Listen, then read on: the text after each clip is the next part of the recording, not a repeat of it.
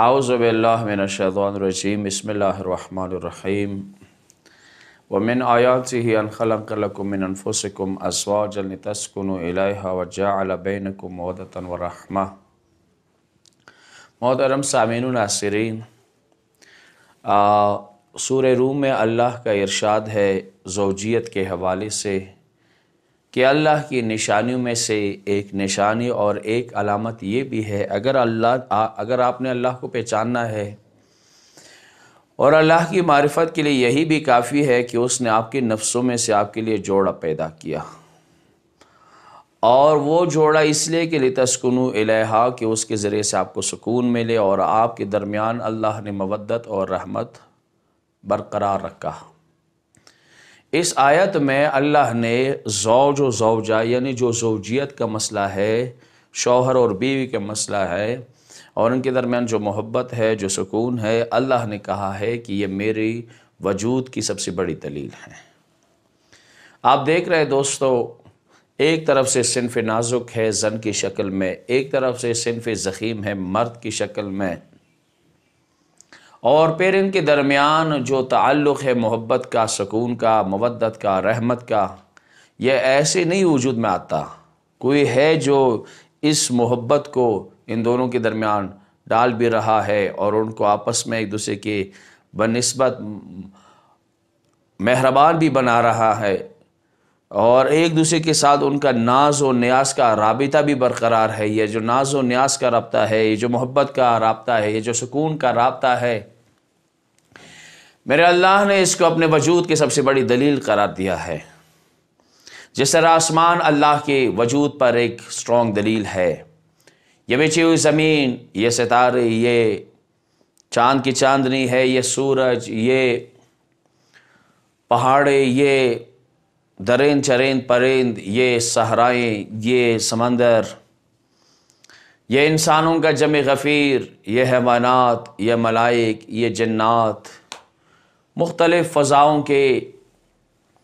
اور زمینوں کے، یہ اور آسمان اور زمینوں کے درمیان جو رابطہ ہے، یہ سب کے سب اللہ کے وجود پر بے عنوان ایک دلیل ہے۔ اور ان میں سے ایک دلیل یہ ہے کہ اللہ نے میاں بیوی کے درمیان جو محبت برقرار رکھا ہے، یہ بھی اللہ کے ہونے پر ایک اسٹرانگ دلیل ہے۔ اسلام نے شادی پر زیادہ اہمیت دی ہے، نکاح کو زیادہ اہمیت دی ہے، اور اس کو نہ صرف ایک مستحب عمل قرار دیا ہے۔ اگر گناہ میں واقع ہونے کا خطرہ ہے، اگر گناہ میں گرنے کا خطرہ ہے، کوئی شخص ڈر رہا ہے اپنے اوپر کہ شہوات کی وجہ سے کہیں وہ گناہگار نہ ہو جائے، تو ایسے شخص پر اللہ نے شادی واجب بھی قرار دی ہے، نکاح واجب قرار دیا گیا ہے۔ اسلام نے اس طرز تفکر کو بھی رد کیا ہے جو کرسچینٹی میں ان کے جو کلیرک نظام ہے، ان کا جو وہاں جو ان کی راہبان ہے، ان کی جو مولوی ہے، ان پر اللہ نے شادی ان کے یعنی ان کے جو عقیدہ ہے، ان کے عقیدے کے مطابق ان پر حرام قرار دیا ہے، تاکہ وہ صرف روحانیت کی طرف، رہبانیت کی طرف جائے، جبکہ اللہ نے، اسلام نے، دین نے رہبانیت کو منع قرار دیا ہے۔ اسلام نے شادی نہ صرف ایک خاص صنف پر جو روحانیت کے نام پر، جو وہاں کے مولویوں کے نام پر پکار جاتے، اسلام نے ہر ولی، نبی، وصی اور ہر عامی پر، ہر خاص پر اسلام نے شادی واجب قرار دیا ہے کہ آپ کو شادی کرنی چاہیے۔ جس طرح بھوک کا مقابلہ انسان نہیں کر سکتا ہے، پیاس کا مقابلہ انسان نہیں کر سکتا ہے کہ پیاس کے مقابلے میں انسان پیاسا رہے، بھوک کے مقابلے بھوکا رہے۔ کولوا واشربوا، کھاؤ اور پیو، اس لیے کہ بھوک کو مٹانے کے لیے اللہ نے وسائل پیدا کی ہے، پیاس مٹانے کے لیے اللہ نے پانی پیدا کیا ہے۔ اسی طرح شہوات کو بھی کنٹرول کرنا شادی کے بغیر درست نہیں ہے۔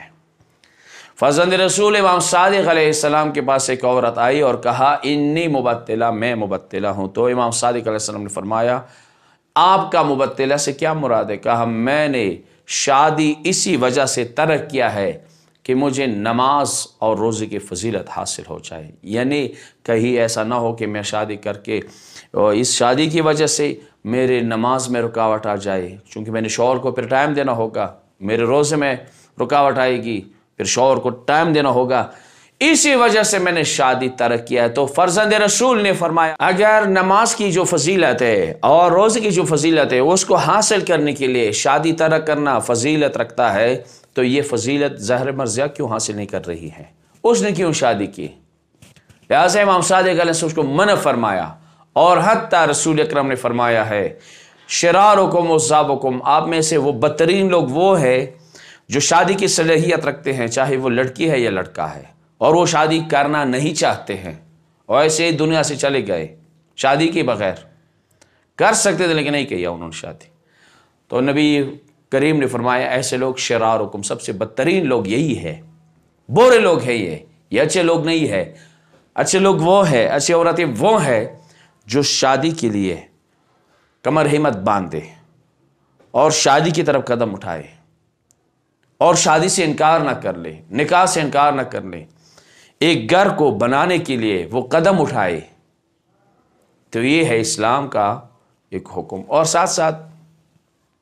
ایک اور مسئلہ بھی عرض کرتا چلوں، وہ یہ ہے کہ میاں بیوی کے درمیان محبت کا وہ ماحول ہونا چاہیے۔ ابھی ہم کہتے ہیں کہ ہم نے جنت جانا ہے تو ہم جنت سے پہلے اپنے گھر کو بھی جنت بنا سکتے ہیں، لیکن شرط یہ ہے کہ ہم خود اپنی طرف سے جو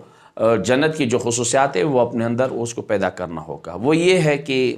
جب آپ نے شادی کر لی تو صرف شہوات کو مد نظر نہیں رکھنا چاہیے۔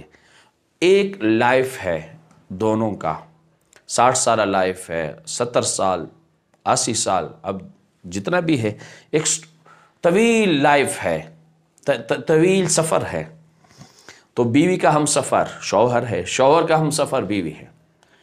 تو یہ سفر اگر آپ نے طے کرا تو محبت سے طے ہو سکتا ہے، یہ صبر سے ہو سکتا ہے، یہ تحمل سے ہو سکتا ہے، اور ایک دوسرے کو سمجھنے سے ہوتا ہے، چونکہ طولانی سفر ہے۔ آپ جب زیارات کے لیے جا رہے ہوتے ہیں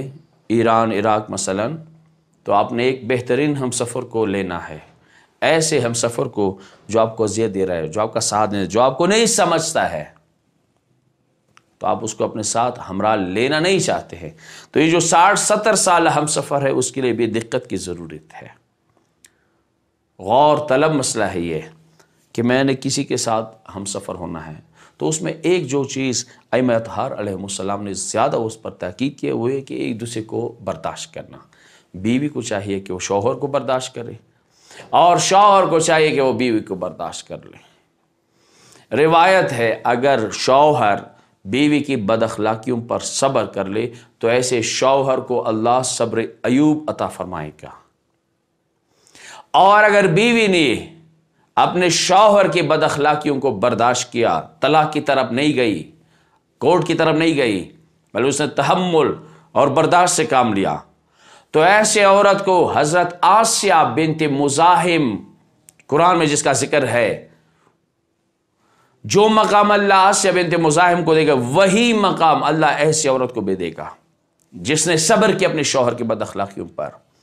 تو ہم اپنے گھر کے ماحول کو جنت بنا سکتے ہیں صبر سے، تحمل سے، ایک دوسرے کو سمجھنے سے۔ وآخر دعوانا الحمدللہ رب العالمین۔